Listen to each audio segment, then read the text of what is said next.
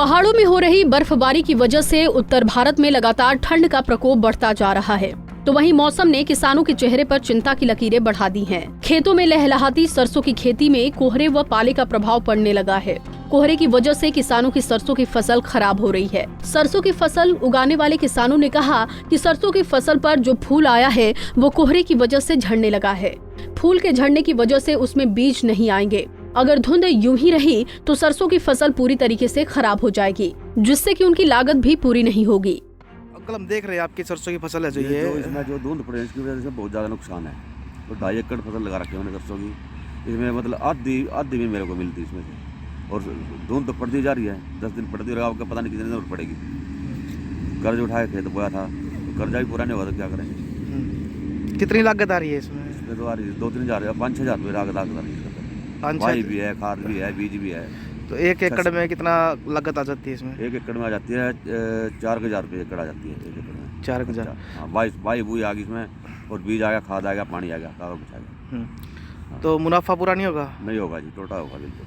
तो ये जो ओस पड़ रही है, धुंध ठंड बढ़ रही है, तो क्या नुकसान है इससे? इसका नुकसान ये है, दाना जो फूल जाए, फूल खराब हो जाएगा, फिक्का हो जाएगा, फूल खराब है। फूल खराब होने के बाद फली नहीं लेगा बेटा। फली होगी तो दाना होगा, जो फली नहीं दाना कैसे होगा? जो थोड़ी बहुत फली पहले पड़ रही है उसमें जो दाना है वो मरा दाना होगा, लकड़ बाद में मिलेगा, वो कुछ नहीं मिलता है। तो नुकसान है लगातार नुकसान नहीं चलता इसका। तो और बढ़ेगी धुंध आगे तो और बढ़ने तो और ज़्यादा नुकसान होगा। तो इससे फायदा कौन सी चीज़ की? इसके फायदा है सिर्फ कणक को। अच्छा, गेहूँ का फायदा है। गेहूँ जितनी ठंड पड़ेगी उतना बढ़िया बनेगा गेहूँ। जो और फसलें हैं वो सब्जी वगैरह है, जिस या सरसों है, सारे में नुकसान है। आपको बता दें कि गोहाना मंडल क्षेत्र में इस बार सरसों की फसल ज्यादा किसानों ने लगाई है, लेकिन लगातार पड़ रही ठंड और कोहरे की वजह से किसानों की चिंता बढ़ने लगी है। किसानों ने कहा कि अगर ज्यादा दिन कोहरा रहा तो उनकी फसलों को ज्यादा नुकसान होगा। देखिए, पिछले 1 हफ्ते से बहुत ज्यादा ठंड पड़ रही है, धुंध भी गिर रही है। ठंड से गेहूं में तो फायदा है, लेकिन जो ये आप देख रहे हैं सरसों की फसल है, मटर है, उसमें काफ़ी नुकसान है। सरसों के जो फूल हैं वो नहीं खिल पा रहे हैं और वो मुरझा रहे हैं ज़्यादा ठंड की वजह से। गेहूँ में इससे फ़ायदा है। गेहूँ में क्या फ़ायदा होगा इससे? गेहूँ में पैदावार अच्छी होगी, जितनी ठंड होगी उतना ही गेहूँ बढ़िया होगा और पैदावार अच्छी होगी। लेकिन जो ये सरसों है और जो अन्य सब्जियाँ हैं जैसे मटर है, उनमें नुकसान है। उसमें क्या जो पाला पड़ रहा है? हाँ, पाला पड़ रहा है, उससे फूल मुरझा रहे हैं, और जो मटर है वो पीली हो रही है ज़्यादा ठंड की वजह से। वहीं कृषि विशेषज्ञों के अनुसार लगातार गिर रही धुंध से गेहूं और गन्ने की फसलों को फायदा होगा, जबकि सरसों और सब्जियों को नुकसान हो सकता है। अधिक नुकसान से बचाने के लिए किसान सरसों व सब्जियों में हल्की सिंचाई करे। अधिक धुंध सरसों व सब्जियों के लिए हानिकारक है। अधिक नुकसान पत्तेदार सब्जियों को हो सकता है। गोहाना में जो मुख्य हमारी फसल गेहूं है, उसके लिए ये जो अभी मौसम है बड़ा उपयुक्त है।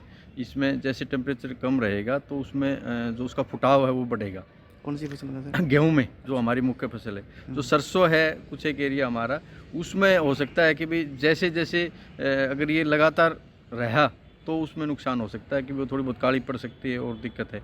तो उसके लिए किसान भाई कोशिश करे कि वे हल्की सिंचाई करे। और कौन सी फसलों में फ़ायदा है, नुकसान है? और जो अपनी बागवानी से संबंधित सब्जियां हैं उसमें हो सकता है कि अगर ये लंबा चलता है तो नुकसान हो सकता है।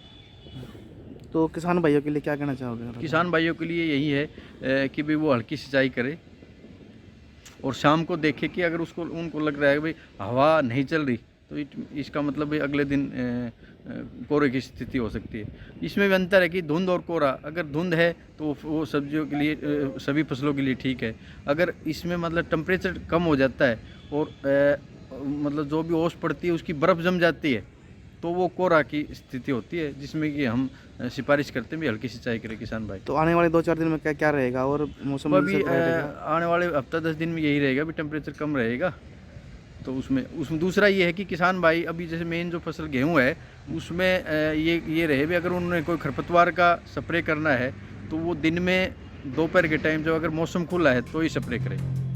प्रदेश में ठंडी अपने चरम पर है। 1 हफ्ते से हाड़ कपाने वाली ठंड से लोगों की दिनचर्या पर भी विपरीत असर पड़ रहा है। आलम यह है कि लोग ऑफिस और काम पर देरी से पहुंच रहे हैं। सबसे अधिक दिक्कत बुजुर्गों और बच्चों को हो रही है। ठंड इतनी ज्यादा हो गई है कि अब पाले का रूप लेने लगी है। प्रदेश में ठंड का कहर अभी लोगों को और झेलना पड़ेगा। गुहाना से सुनील जिंदल, पंजाब केसरी टीवी।